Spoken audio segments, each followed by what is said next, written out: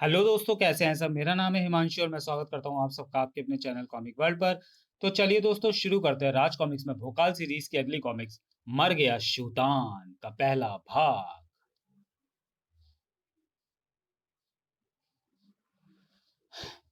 परीलोक के विनाश के बाद राजकुमार आलोक महागुरु भोकाल की चमत्कारी शक्तियों के साथ अपनी मां की खोज में विकास नगर पहुंचा तो वहीं का होकर रह गया और कहलाया मानवता और न्याय का रक्षक महाबली भोकाल। मर गया शूतान। संपादक मनीष गुप्ता, चित्रांकन कदम स्टूडियो, लेखक संजय गुप्ता। चीता नगरी में जो तू तबाही मचाकर आया शूतान, उसका बदला तुझसे लेने के लिए वर्षों से तुझे ढूंढ रहे थे हम। आज तुझे हमारे हाथों से समाप्त होने से कोई नहीं बचा सकता। सम्मोहन सम्राट शूतान के सामने तुम एक पल से ज्यादा नहीं ठहर पाओगे। मूर्खों। ओह। मोटी खाल का ये थैला तेरे सम्मोहन को समाप्त करेगा शूतान, और तुझे समाप्त करेंगे हम। था था भोकाल। आह आह। जानने के लिए पढ़े पूर्व प्रकाशित रोमांचक कॉमिक चीता नगरी, जो कि चैनल पे अपलोड है।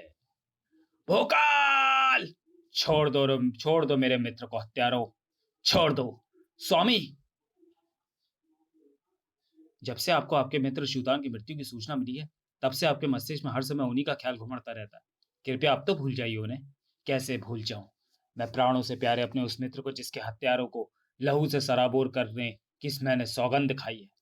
तभी एक सैनिक ने वहां प्रवेश किया। युद्धाभ्यास के लिए क्रीड़ा स्थल पर आपकी प्रतीक्षा की जा रही है मान्यवर भोकाल। आता हूँ शीघ्र ही क्रीड़ा स्थल में। बहुत अच्छे भोकाल। दिन प्रतिदिन युद्ध कलाओं में अपने आप को निखारते जा रहे हो तुम। भोकाल शक्ति की कमी को दूर करने के लिए भोकाल स्वयं को फौलादी योद्धा बनाने में जुटा हुआ था। लेकिन आज भोकाल का मन और मस्तिष्क पूरी तरह उसके साथ न था।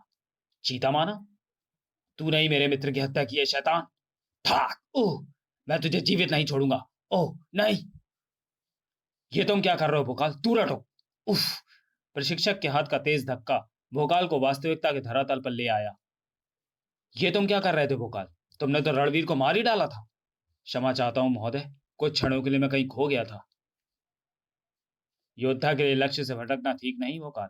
स्वयं को संभालो। हाँ, मुझे अपने आप को संभालना ही होगा, और ऐसा तभी हो सकता है जब मैं अपने सीने में धधकती प्रतिशोध की ज्वाला को ठंडा कर लूं। नहीं, अब और नहीं रुक सकता मैं। मुझे तुरंत ही शूतान की मृत्यु की सूचना देने वाले इस आदिवासी को लेकर राज्य के जंगलों में स्थित घटनास्थल की तरफ रवाना हो जाना चाहिए। तुम मेरे मित्र की हत्या की सूचना मेरे पास एक वर्ष बाद लेकर क्यों पहुंचे? मैं आपके मित्र शूतान के मुख से आपका नाम सुनते ही उनकी हत्या की सूचना देने निकल पड़ा था। लेकिन रास्ते में एक सिंह ने मुझ पर आक्रमण करके मुझे बुरी तरह घायल कर दिया। मुझ पर गहरी मूर्छा छा गई, जो एक वर्ष बाद ही टूटी। मैं तुरंत ही आपको इस सूचना से अवगत कराने आपके आप पास आ पहुंचा। ओह। भोकाल और आदिवासी घटनास्थल पर पहुंचे। यही वो स्थान है महाबली, जहां उन चीता मानवों ने आपके मित्र की हत्या की थी। लेकिन क्या आप यही देखने यहाँ आए हैं? नहीं।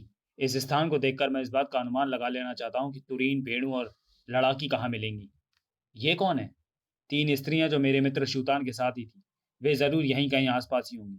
शूतान के हत्यारों को खोजने से पहले मैं उनको खोजना चाहता हूँ। शायद वे कुछ जानती हूँ। ऐसा है तो आइए, इस खोज में मैं भी आपकी सहायता करता हूँ। आदिवासी के साथ जंगल की खाक छानने जुट गया भोकाल। जल्दी वे कुटिया ढूंढ लेने में सफल हुआ।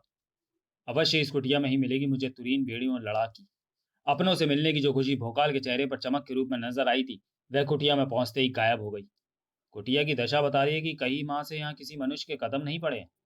परंतु इन वस्त्रों और वस्तुओं से प्रमाणित होता है कि जिनकी खोज में यहाँ आया हूँ, वे यहाँ थे जरूर। और उनके साथ था एक छोटा बालक, और वह बालक कोई और नहीं, नन्ना भोकाल था। मेरे और तुरीन के हृदय का टुकड़ा। परंतु तुरीन उसे भेड़ू और लड़ाकी को लेकर चली कहाँ गई? अचानक भोकाल के मस्तिष्क में कौंधा वह चौंका देने वाला विचार। कहीं ऐसा तो नहीं चीता मानवों ने शूतान की तरह इन सबको भी अपनी दरिंदगी का शिकार बना लिया हो? दूसरे ही क्षण भोकाल के कंठे से निकली उस दहाड़ से थर्राता चला गया जंगल का वातावरण। जिन चीता मानवों के कारण मेरा सारा संसार तबाह हुआ है, जब तक मैं उन्हें धूल में नहीं मिला दूंगा, चैन से नहीं बैठूंगा। चीता नगरी। गगनचुंबी पर्वत श्रृंखलाओं की असंख्य ऊंची चोटियों में से एक पर बसी अद्भुत आदमखोर चीता मानवों की नगरी, जहां पहुंचने वाले अजनबियों को मारकर खा जाने के लिए हर समय ललायित रहने वाले रक्षक चीता मानव उस समय चौंक उठे जब उन्हें नजर आया। मानव? हमारा शिकार? आज बहुत दिनों पश्चात किसी मनुष्य का मांस खाने को मिलेगा। किसी मानव को अपने सामने देखकर लार टपकाते हुए चीता मानव कहाँ जानते थे इस समय जो मनुष्य उनके सामने मौजूद था वह भोकाल था, जो उनका निवाला बनने नहीं, उन्हें मौत का निवाला बनाने और उनके लिए तबाही का दूत बनकर आया था। शैतानों, ऐसे ही तुम्हारे लहू से लाल करके जाऊंगा मैं चीता नगरी की सारी धरा को। दुष्ट घमंडी मनुष्य, इतनी बड़ी बात कहने का तू कभी साहस नहीं कर पाता। जो तू चीतराक्ष को अपने सामने देख लेता, ओ, एक ही झपट्टे में तुझे समूचा चबा जाएगा। चीतराक्ष, अपने प्रतिद्वंदी को कमजोर समझने वाला ऐसा मूर्ख होता है दुष्ट, जिसे अपने किए पर पछताने का भी अवसर नहीं मिलता। तेरी तरह अपनी संपूर्ण शक्ति लगाकर भोकाल ने वह वार किया था, लेकिन इसका क्या किया जाए कि तलवार की पैनी धार चीतराक्ष की मोटी गर्दन को पार नहीं कर पाई। का फलस्वरूप चीतराक्ष के शरीर के तेज झटके ने भोकाल को दूर उछाल दिया, और अब जब तक संभलता भोकाल तब तक एक ऊंची छलांग भरकर चित्राक्ष नाम की वह घायल मौत भोकाल के सिर पर जा पहुंची। उफ! अब भोकाल को अपने प्रतिद्वंदी की वास्तविक शक्ति का पता चला। हे महागुरु, इसके भारी शरीर में तो असीम शक्ति भरी हुई है। क्या मैं इसकी शक्ति का मुकाबला कर पाऊंगा? कुछ ही क्षणों में मिल गया और वह उत्तर था, नहीं, मेरे वश में नहीं है इसका मुकाबला करना।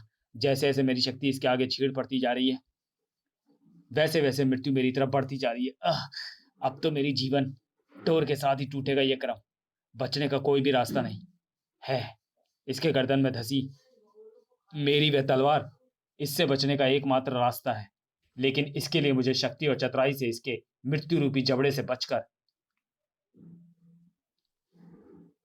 इसकी गर्दन से लिपट जाना है, और फिर यहां से इसकी पीठ तक पहुंचकर अपनी तलवार प्राप्त करनी है। और अब करना है इसे इस तरह खत्म करने का प्रयास। अपने इस प्रयास को सफल करने के लिए भोकाल ने अपनी शक्ति का हर कतरा लगा दिया था, क्योंकि वह जानता था कि उसके लिए मृत्यु के जबड़े से जीवन को छीनने का यही एक अवसर था। खचाक! आखिरी अवसर। अंततः मृत्यु पर विजय पाने में सफल हुआ मैं। ठीक इसी तरह सफल होऊंगा मैं उस उद्देश्य में भी जिसे लेकर मैं यहां आया हूं। उस चीतामुख द्वार में प्रवेश करने के बाद भोकाल एक अलग ही दुनिया में आ पहुंचा था। यह चीता नगरी का राजमहल है। यही होगा वह दुष्ट चीता सम्राट। परंतु ये तो पूरी तरह खाली लग रहा है, कहीं कोई दिखाई नहीं दे रहा। कहाँ चलेगा ये सब? तो चलिए दोस्तों, वीडियो को यहीं समाप्त करते हैं और मिलते हैं मर गया शूतान के दूसरे और अंतिम भाग में अगले वीडियो में। तब तक के लिए धन्यवाद।